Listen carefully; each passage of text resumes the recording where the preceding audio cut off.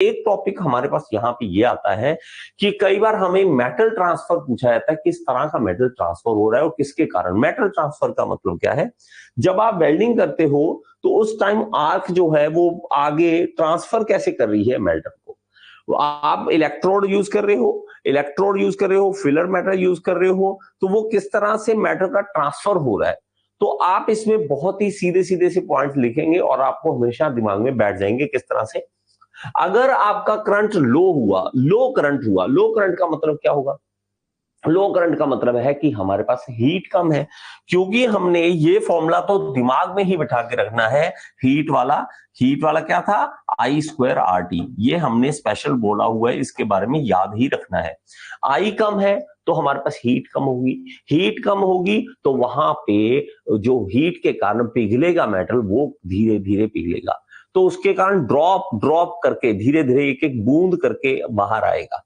तो करंट कम है तो ड्रॉपलेट ट्रांसफर होगी।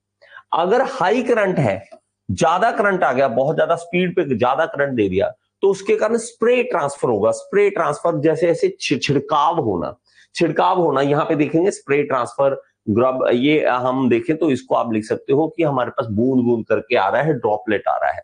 और एक आता है मीडियम करंट, ये आपको थोड़ा सा समझना पड़ेगा। इसको शॉर्ट सर्किट ट्रांसफर कहते हैं। कैसे, मान लीजिए एक बूंद आई, अगर वो बूंद नीचे गिर जाती तो ड्रॉपलेट ट्रांसफर होता है, लेकिन एक बूंद साथ ही साथ दूसरी, साथ ही तीसरी, ऐसे लगातार बूंद आ रही है और ये ड्रॉप्स जो है वो आपस में जुड़ रही है। इसके कारण क्या हुआ है, ऊपर वाले इलेक्ट्रोड और वर्कपीस आपस में कनेक्ट हो रहे हैं, तो शॉर्ट सर्किट हो रहा है। शॉर्ट सर्किट जैसे कि 3 इडियट में दिखाते हैं, वैसे ये होता नहीं है। जैसे 3 इडियट में दिखाते हैं कि वो वॉशरूम करता है तो वो नीचे करंट लगा देता है उसको, तो वो क्या हो रहा है, वो होता तो ड्रॉपलेट है, लेकिन इतनी धार एक साथ जुड़नी वो मुश्किल होती है। अगर जुड़ जाए तो शॉर्ट सर्किट हो जाएगा, वो नहीं, पॉसिबल नहीं होता। इवन एक करके भी दिखाया था ज्योग्राफी वालों ने, तो ऐसा नहीं होता। ओके, तो लेकिन चलो आप करके मत देख लेना कहीं, सर होता नहीं है, करके देखते हैं, पंगे मत लेना। ओके, यहाँ पे देखते हैं तो शॉर्ट सर्किट होगा जब एक साथ बूंद जुड़ती जाएगी और वहां पे शॉर्ट सर्किट हो जाएगा, तो ये शॉर्ट सर्किट ट्रांसफर। इसकी एग्जांपल आपको दिखाता हूँ, आपको हमेशा याद रह जाएगा।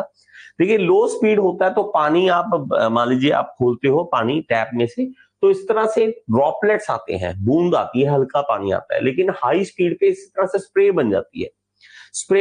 तो high speed spray, high speed जब हाई करंट होगा तो स्प्रे होगा, लो करंट होगा तो ड्रॉपलेट होगा, और मीडियम होगा तो हमारे पास शॉर्ट सर्किट होगा।